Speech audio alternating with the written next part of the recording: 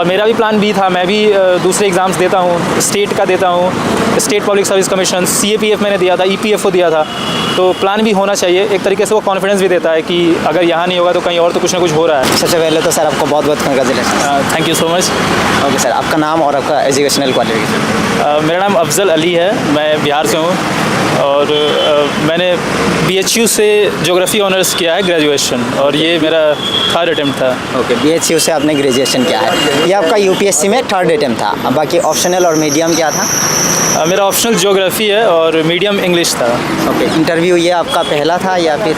ये मेरा दूसरा इंटरव्यू था। दूसरा इंटरव्यू था। ओके, तो बात करें अगर इंटरव्यू की, तो कैसा रहा इंटरव्यू का माहौल और आपसे कैसे सवाल पूछे गए? हाँ, इंटरव्यू बहुत अच्छा था। सवाल ज़्यादातर बिहार स्टेट से थे कि बिहार इकोनॉमिकली एक बैकवर्ड स्टेट है, तो उसको कैसे आप डेवलप स्टेट बनाएंगे। जैसे अगर आपको कैबिनेट सेक्रेटरी बना दिया जाए तो आपके क्या एरिया ऑफ डेवलपमेंट्स होंगे। और बिहार के हिस्ट्री से था, कल्चर से था। फिर इंटरनेशनल रिलेशन से भी क्वेश्चंस थे, जैसे साउथ चाइना सी में किस किस कंट्रीज़ का डिस्प्यूट है चाइना के साथ, और इंडिया के फॉरेन कंट्रीज़ से इंडिया के जो रिलेशंस हैं, बॉर्डर डिस्प्यूट्स। और मतलब इंटरनेशनल रिलेशनशिप्स में भी कई सारे मतलब सवाल थे। हाँ, इंटरनेशनल रिलेशन से क्वेश्चंस थे और बिहार स्पेसिफिक क्वेश्चंस थे।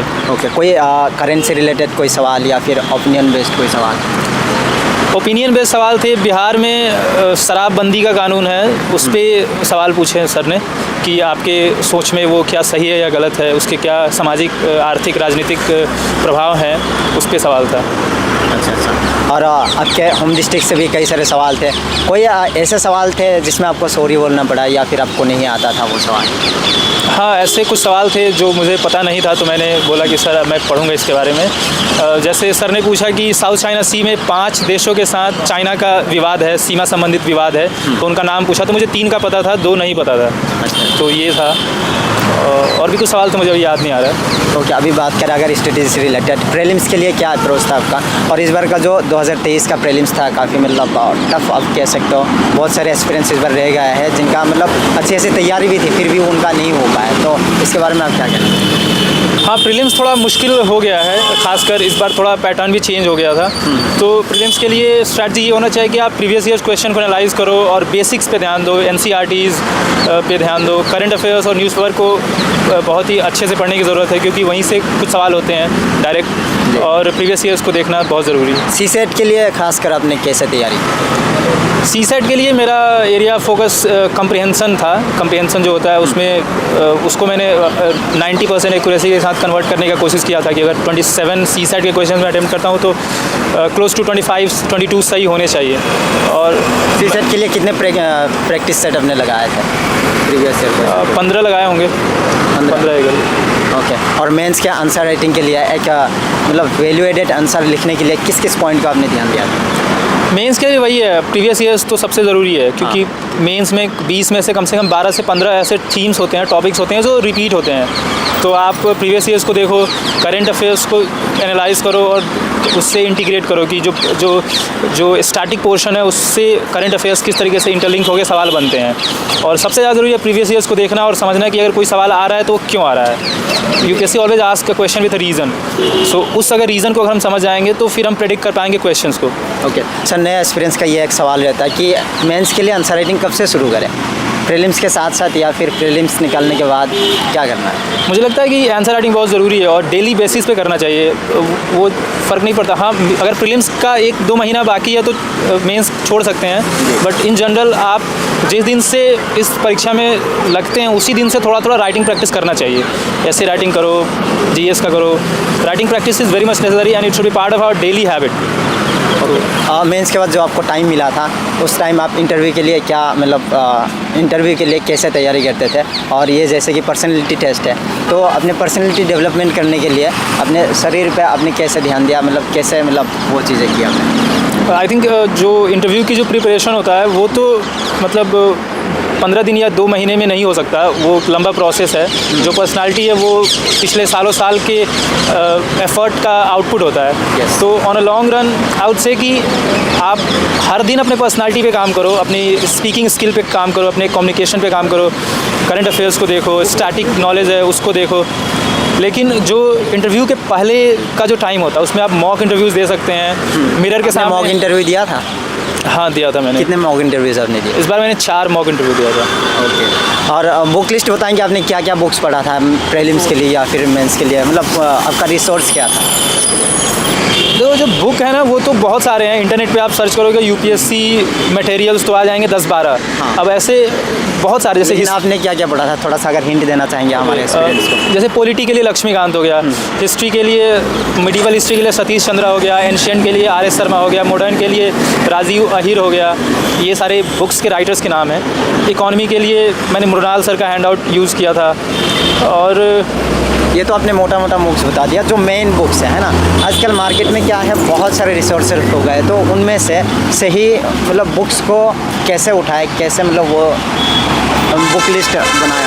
देखो ऑलमोस्ट सारे बुक अच्छे ही होते हैं, बुक ख़राब नहीं होता। अब वो फ़र्क पड़ता है आप उसको यूज़ कैसे करते हो। तो कोई भी एक बुक उठाओ और एक ही किताब पे टिके रहो। एक सब्जेक्ट के लिए एक बुक काफ़ी है, एक रेफरेंस बुक, उसी को फॉलो करना। जैसे कि टॉपर्स कहते हैं कि लिमिटेड रिसर्च रखना चाहिए। लिमिटेड रिसर्च के लिए क्या एक ही सब्जेक्ट के लिए एक बुक काफ़ी है या फिर उनके उसके लिए अलग अलग रेफरेंस देखना चाहिए? हाँ, स्टैटिक पोर्शन के लिए तो एक ही किताब काफ़ी है। करंट अफेयर्स के लिए आप न्यूज़पेपर्स, मैगजीन्स ये सब देख सकते हैं। और डेली बेसिस पे आप देखो मार्केट में क्या यूपीएससी की आंसर क्वेश्चंस की प्रेडिक्टिबिलिटी को थोड़ा समझने के लिए डिमांड ऑफ द क्वेश्चन के अनुसार अपने प्रिपरेशन को भी बदलना ज़रूरी होता है। तो आप प्रीवियस ईयर्स को देखो, ट्रेंड को देखो और फिर उसके अनुसार डिसाइड करो। अच्छा, PYQs का कैसा रोल रहता है? PYQs वर्सेस टेस्ट सीरीज कौन सा सही रहता है? PYQs ही सबसे सही होता है। प्रीवियस ईयर्स क्वेश्चंस को देखना सबसे ज़्यादा ज़रूरी होता है। कितने साल की देखनी चाहिए? मेंस में तो 10 साल के PYQs देखना ज़रूरी है। प्रीलिम्स में थोड़ा ज़्यादा कर सकते हैं, 20 साल का देख सकते हैं। क्योंकि जैसे कि आपने करंट अफेयर्स के बताया, तो करंट अफेयर्स में बहुत कन्फ्यूजन रहता है कि कितने साल के करंट अफेयर्स को देखना चाहिए, और न्यूज़पेपर क्या डे वन से ही स्टार्ट करना चाहिए पढ़ना? हाँ, न्यूज़पेपर तो डे 1 से शुरू करना चाहिए। और करंट अफेयर्स मुझे लगता है 1 साल पहले से आप शुरू कर सकते हैं। 1 साल पहले के, जैसे अगर अगले साल 2024 में मई महीने में एग्ज़ाम है तो आप जून 2023 से शुरू करो कि करंट अफेयर्स को उठाओ। अभी 2024 का प्रीलिम्स भी आने वाला है, 4-5 महीने बचे हुए हैं। तो जिनका इस टाइम भी सही मतलब तैयारी नहीं हो पाई है, वो सोच रहे होंगे कि 2024 का आइटम वो करके गैप करके 2025 में दे दे, तो उन एक्सपीरियंस के लिए क्या कहना चाहेंगे? वो अगर कवर करना चाहे तो कैसे सिलेबस कवर कर सकते हैं इस टाइम भी? देखो मैं तो ये कहूँगा एग्ज़ाम से भागना नहीं है। एग्ज़ाम एक लड़ाई की तरह है, तो आप मैदान में उतरो और देखो। अगर फेल हो जाओगे तो सीखोगे ही कुछ ना कुछ। जैसे मेरा भी ये 3rd अटैम्प्ट है, तो एग्ज़ाम देने से कॉन्फिडेंस आता है, क्योंकि एग्ज़ाम हॉल में बैठने का भी एक अलग एंजाइटी होता है। तो अगर आप एग्ज़ाम फेस ही नहीं करोगे तो आप उस एंजाइटी को फेस नहीं कर पाओगे। क्या सर आपके साथ भी ऐसा हुआ है कि एग्ज़ाम से पहले 2-3 महीने पहले आपको भी ऐसा लगा हुआ कि तैयारी इतनी नहीं हो पाई है, अटैम्प्ट इस बार दे कि नहीं दे, या फिर उस टाइम आप क्या करते थे? हाँ, ऐसा ख्याल आता है, लेकिन ये मेरा 3rd अटैम्प्ट था तो वो ख्याल पहले आता था। फर्स्ट अटैम्प्ट में आया था, लेकिन अब तो मुझे नहीं आता, क्योंकि इतने साल से लगे हुए हैं तो थोड़ा सा ही मिस होता है। तो पिछले अटैम्प्ट में आपने गलतियाँ एनालिसिस की होंगी, क्या गलतियाँ रही होंगी जिसकी वजह से आपको मतलब 3 अटैम्प्ट लग गया? पिछले अटैम्प्ट में तो मेरा प्री नहीं हुआ था। फर्स्ट अटैम्प्ट मैंने 2021 में दिया था, मैंने इंटरव्यू तक मैं पहुंचा था। तो मेरा मेंस बहुत कमज़ोर था, मेंस में ही मेरे बड़े कम नंबर आए थे। और इंटरव्यू में कितना भी मिल जाए, लेकिन मेंस अगर अच्छा नहीं है तो फाइनल रैंक नहीं मिल पाता है। तो मेंस पे काम करने की ज़रूरत है। आप मेंस में ही मार्जिन क्रिएट करो 100 नंबर का, कट ऑफ से 100 नंबर ज़्यादा लाओ, तो इंटरव्यू में थोड़ा मीडियोकर नंबर भी मिलेगा तो फ़र्क नहीं पड़ता, you will get a rank. Sir plan B, आजकल प्लान बी के बारे में आप कुछ? हाँ, प्लान बी के बारे में क्या कहना चाहेंगे? क्योंकि प्लान बी आजकल काफ़ी चर्चित है, क्योंकि आजकल जो है डिस्ट्रैक्शन बहुत ज़्यादा है एक्सपीरियंस में। तो प्लान बी होना चाहिए या नहीं? हाँ, मैं तो कहूँगा प्लान भी ज़रूर होना चाहिए, क्योंकि यूपीएससी बहुत ही अनसर्टेन है, बहुत कम सीट्स हैं और इतने लाखों लोग लगे हुए हैं, तो हर कोई तो पास नहीं कर सकता है। तो प्लान बी तो होना ही चाहिए।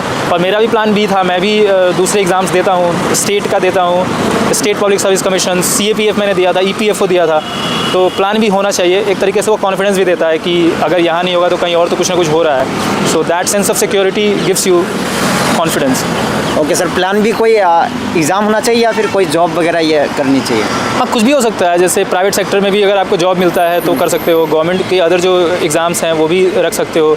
आजकल तो लोग टीचिंग्स भी प्रेफर करते हैं, लाइक यूपीएससी की तैयारी के साथ साथ लोग कोचिंग से जुड़ जाते हैं, और करोल बाग में और इस जगह पे, तो वो भी एक ऑप्शन अच्छा है, कर सकते हैं। सर आपने कोचिंग लिया था या फिर सेल्फ स्टडी से किया? हाँ, कोचिंग लिया था मैंने। कोचिंग लिया था। तो क्या बिना कोचिंग के भी जो गांव के स्टूडेंट्स है जो हज़ारों एस्पिरेंट्स हमारे गांव से देखते हैं हमारे चैनल को, क्या वो अगर चाहे तो बिना कोचिंग के भी आईएएस बन सकते हैं? ज़रूर बिना कोचिंग के भी आईएएस बन सकते हैं और ऐसे बहुत सारे लोग हैं जो बनते हैं। मैंने तो कोचिंग किया था लेकिन बिना कोचिंग के भी आईएएस निकाला जा सकता है।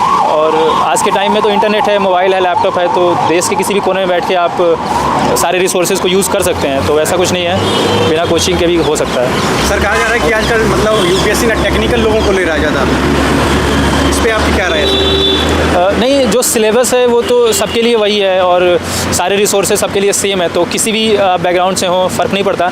हाँ, जो इंजीनियर्स होते हैं, डॉक्टर्स होते हैं, वो थोड़े से ज़्यादा बेनिफिट्स मिल जाते हैं उनको। बेनिफिट्स नहीं, मतलब जो बंदा पढ़ने में अच्छा होता है वही इंजीनियरिंग करता है ना, मतलब in general there can be exceptions. तो राइट। तो इसलिए मोर देन 60% जो यूपीएससी निकालते हैं वो उनका टेक्निकल बैकग्राउंड होता है, तो इसमें कोई दो राय नहीं है। लेकिन दूसरे लोग के लिए भी समान अवसर है और दूसरे बैकग्राउंड के लोग भी कर सकते हैं। मैंने बीए किया है। और कहाँ से बीए किया? मैंने बनारस हिंदू यूनिवर्सिटी से किया है। Okay sir, thank you, all the best.